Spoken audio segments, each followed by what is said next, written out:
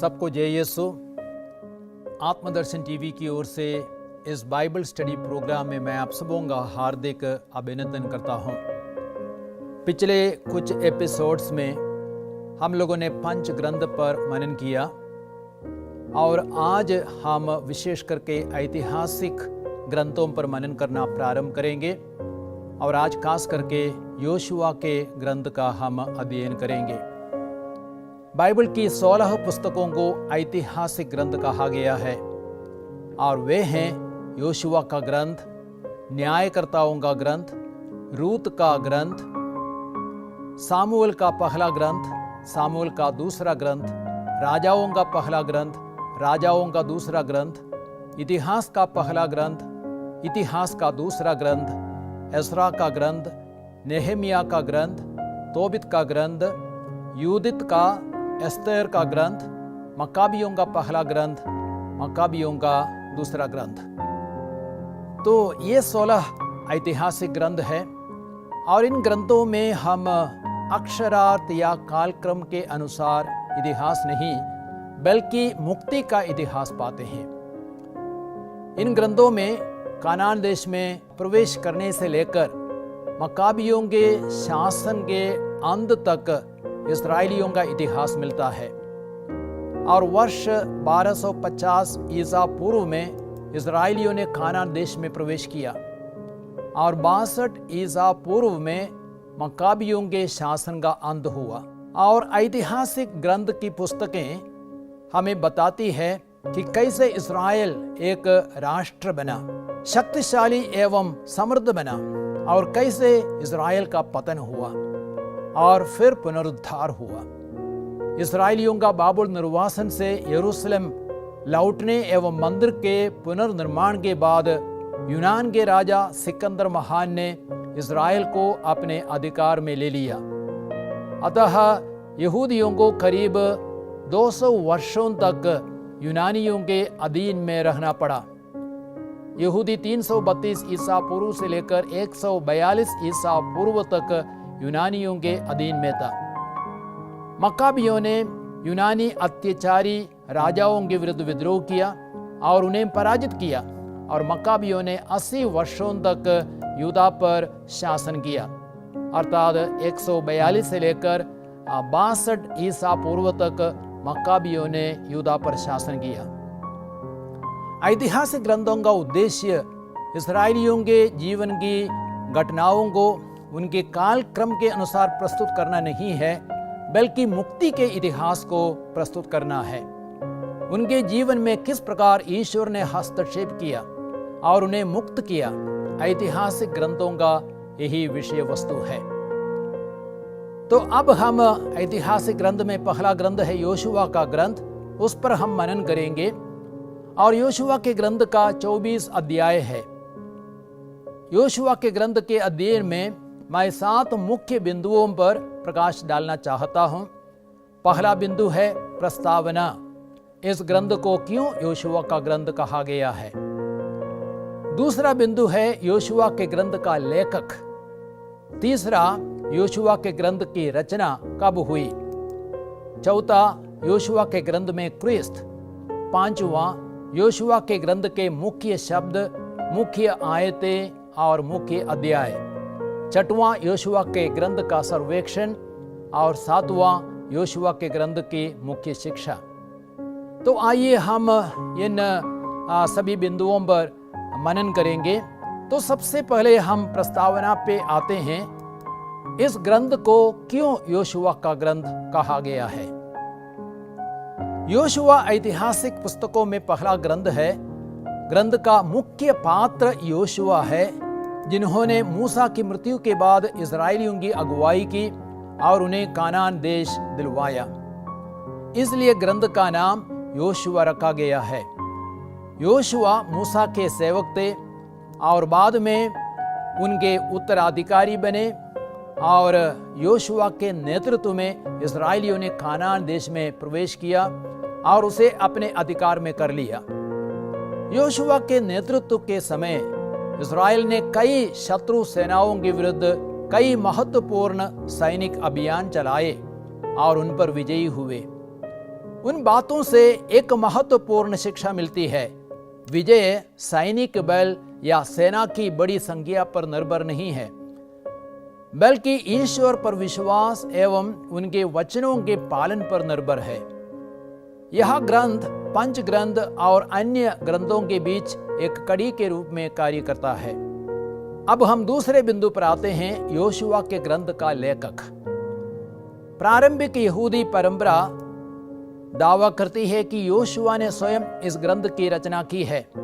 इसके अतिरिक्त इस ग्रंथ के अंतिम भाग में योशुआ के दफन का वर्णन का श्रेय हारून के पुत्र एलियासर को जाता है। संभवतः इस ग्रंथ का अंतिम पद अध्याय 24 वाक्य संख्या 33 एलियासर की मृत्यु के बारे में है। किसी संपादक ने इसे जोड़ा होगा। इस ग्रंथ में हम शब्द का प्रयोग विशेष करके आप योशुआ के ग्रंथ अध्याय 5 वाक्य संख्या 1 और 6 में पढ़ सकते हैं। तो ये हम शब्द का प्रयोग यह संकेत करता है कि न केवल योशुआ बल्कि उसके सहायक ने भी कुछ घटनाओं का लेखा दिया है। कुछ विद्वान मानते हैं कि ग्रंथ का आखिरी संपादकीय कार्य डेट्रोनोमिक परंपरा के लेखक द्वारा किया गया। अब हम तीसरे मुख्य बिंदु पर आते हैं, योशुआ के ग्रंथ की रचना कब हुई। अधिकांश विद्वानों का मानना है कि इस ग्रंथ की रचना 7वीं शताब्दी ईसा पूर्व में हुई और बाद में बाबुल निर्वासन के समय घटित घटनाओं के दृष्टिकोण से इस ग्रंथ में कुछ सुधार लाए गए। अब हम चौथे बिंदु पर आते हैं, योशुआ का ग्रंथ क्रिस्त के बारे में क्या कहता है। इस ग्रंथ में मसीह से संबंधित कोई प्रत्यक्ष भविष्यवाणी नहीं है, लेकिन योशुआ स्वयं मसीह का एक प्रतीक है। योशुआ का मूल नाम था होशिया, जिसका अर्थ है साल्वेशन। गणना ग्रंथ अध्याय 13 वाक्य संख्या 8 में हम पढ़ते हैं। लेकिन मूसा ने उसे परिवर्तित कर योशुआ और इब्रानी में यहोशुआ रखा। गणना ग्रंथ अध्याय 13 वाक्य संख्या 16 में हम पढ़ते हैं। और यहोशुआ का अर्थ है यावे इज साल्वेशन। बाद में यह नाम योशुआ बन गया, जो यीशु का इब्रानी शब्द है।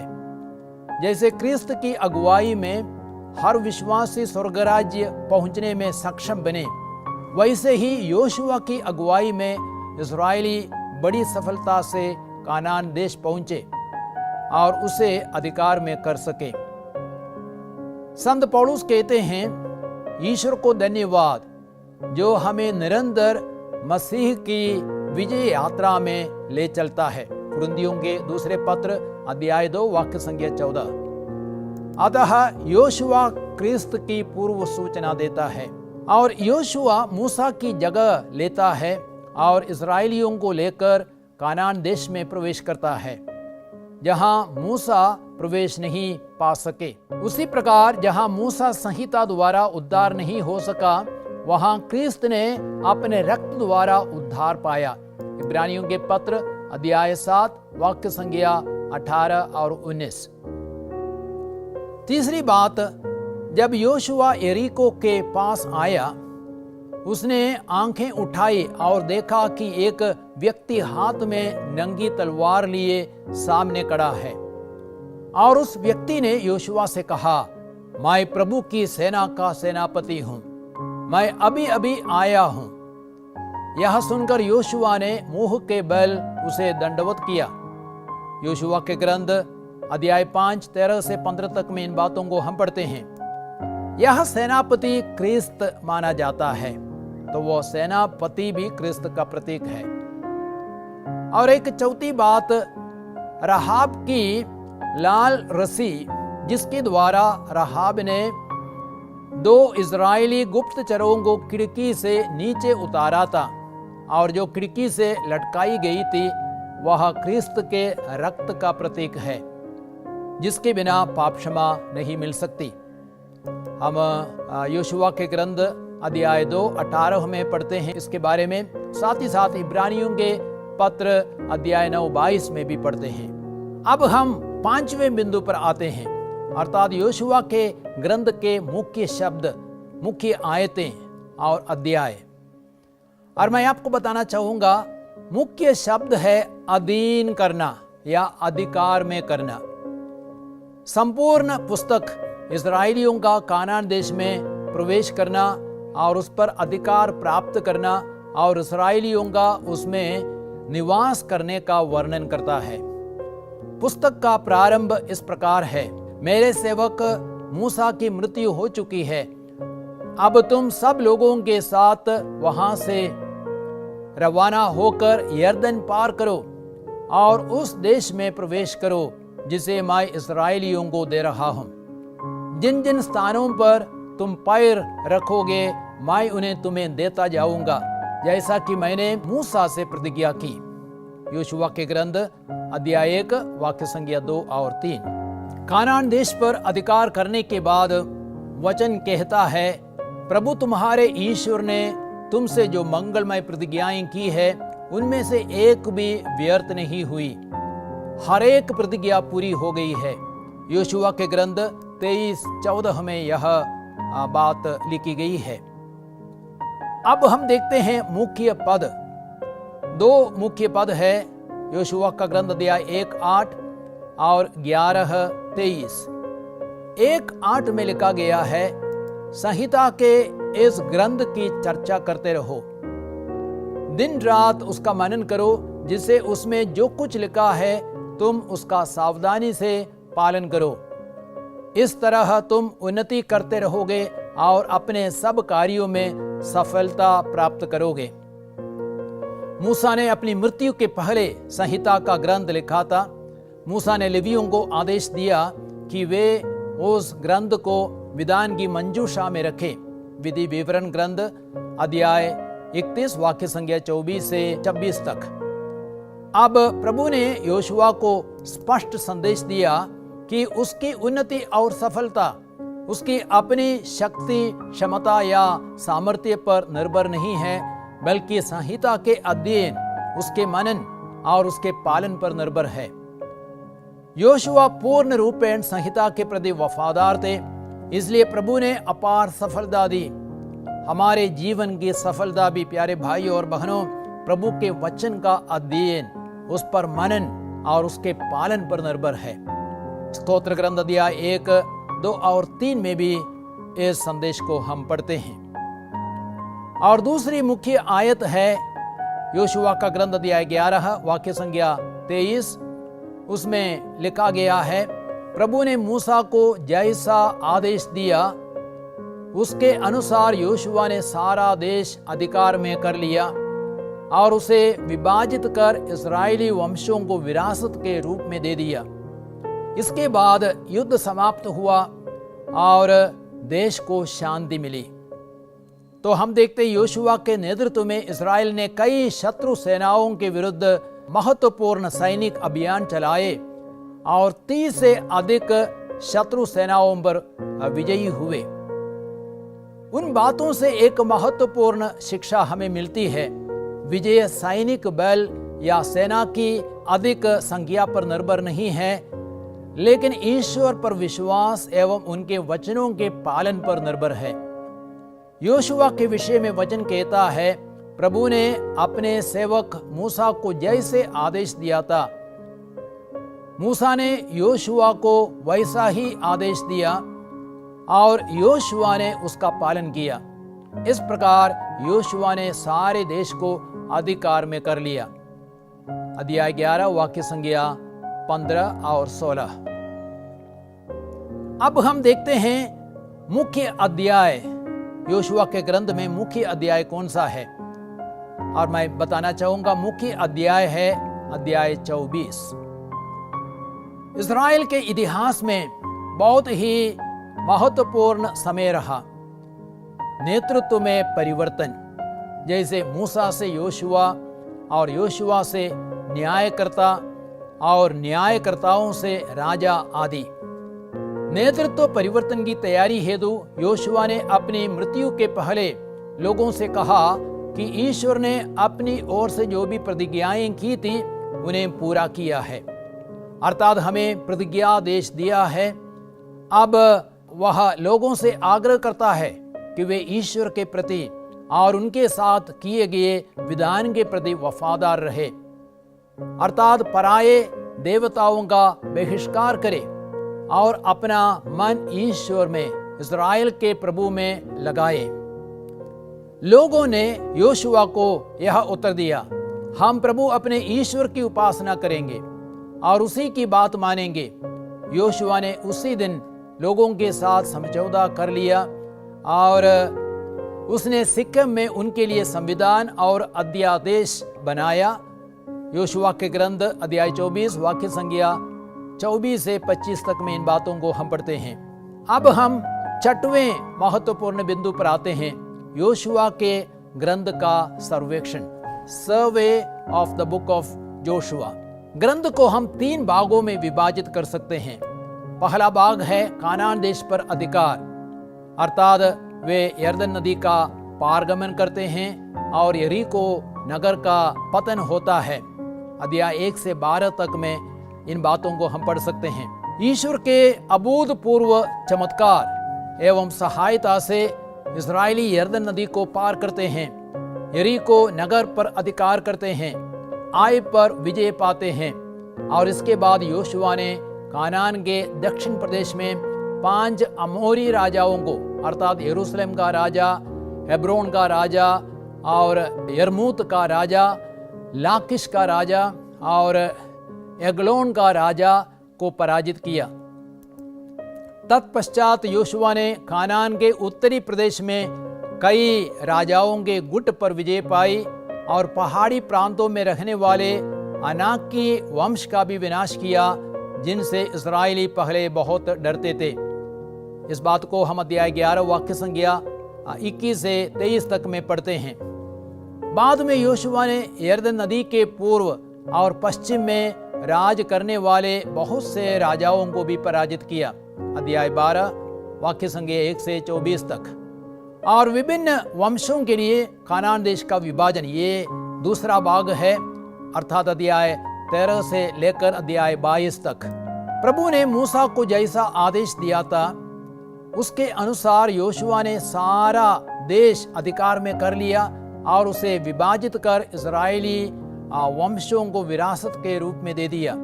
अध्याय 11 वाक्य संख्या 23 में हम पढ़ सकते हैं, मनसे के आधे वंश रूबन और गाद के वंशों ने अपना दाएं भाग प्राप्त किया था, जिसे मूसा ने उन्हें यरदन के पूर्व में दिया था। अध्याय 13:8 में पढ़ते हैं, अन्य वंशों के लिए योशुआ ने ईश्वर के सामने चिट्ठियां डालकर उनका दाएं भाग निश्चित किया और उन्हें प्रदान किया। अध्याय 18:6 में हम पढ़ते हैं, और लेवियों को कोई दाएं भाग नहीं दिया गया, क्योंकि प्रभु का याजकीय पद ही उनका दाएं भाग है। अध्याय 18 वाक्य संख्या 7।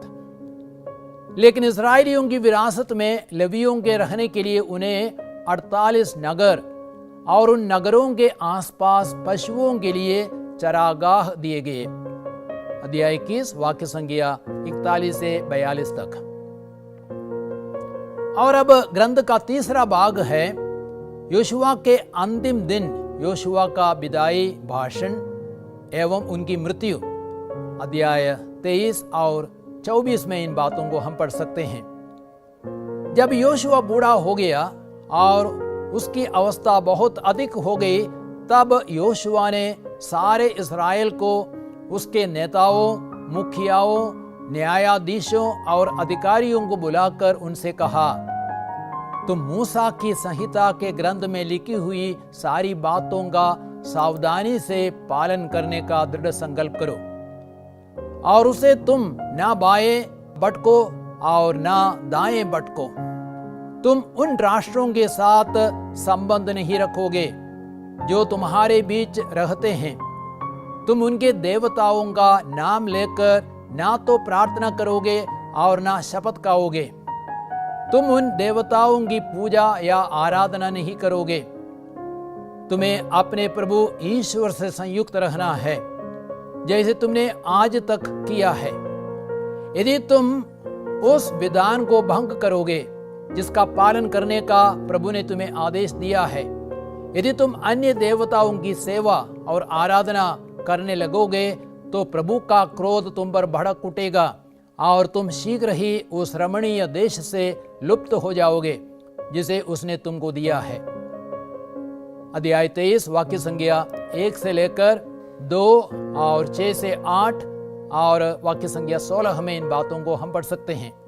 लोगों ने योशुआ को उत्तर दिया, हम प्रभु अपने ईश्वर की उपासना करेंगे और उसी की बात मानेंगे। योशुआ ने उसी दिन लोगों के साथ समझौता कर लिया और उसने सिक्किम में उनके लिए संविधान और अध्यादेश बनाया। इसके बाद उसने उन बातों को प्रभु की संहिता के ग्रंथ में लिख दिया।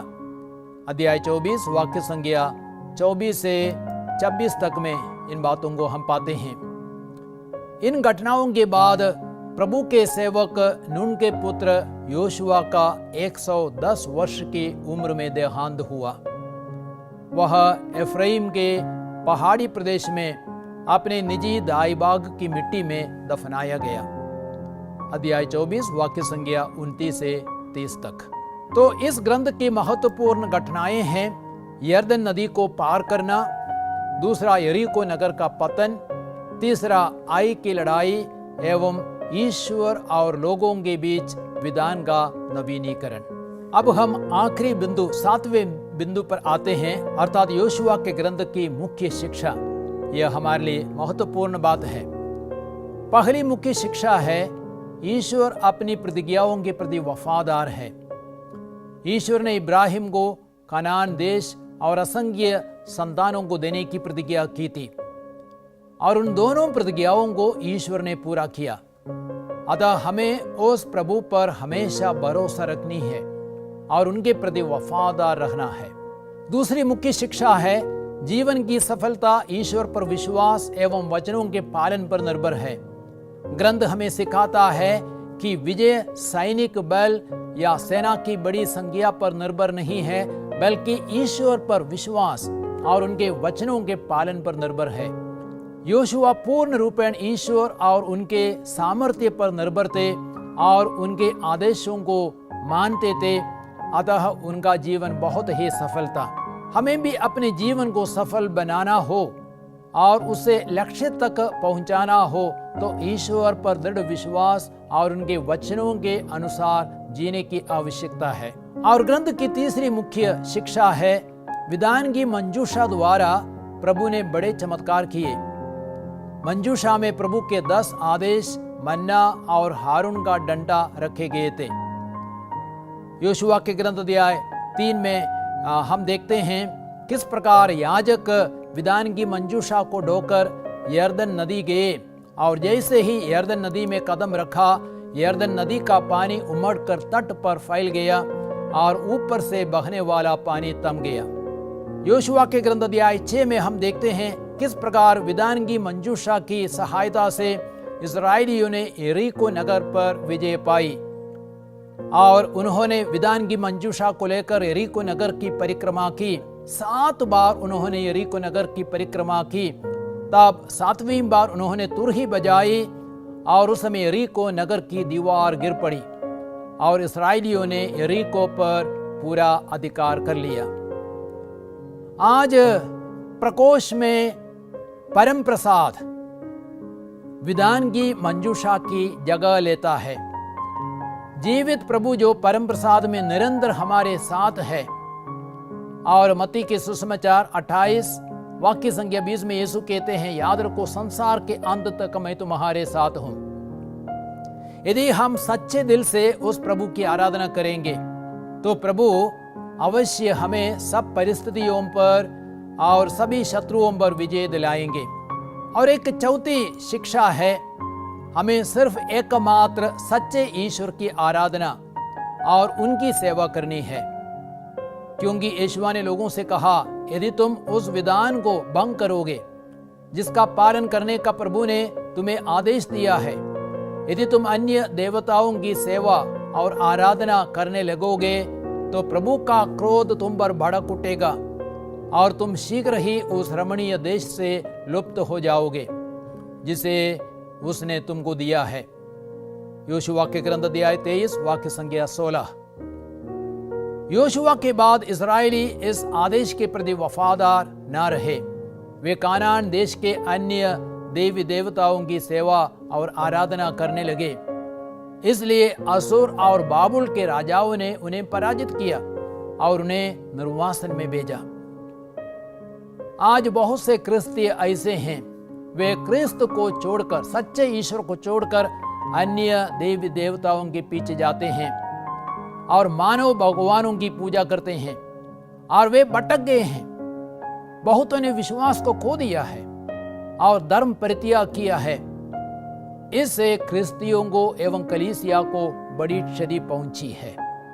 तो मैं आप सबों को धन्यवाद देता हूं और आप अगले एपिसोड के लिए अपने को तैयार रखें। हमारा अगला एपिसोड होगा न्यायकर्ताओं का ग्रंथ, उस पर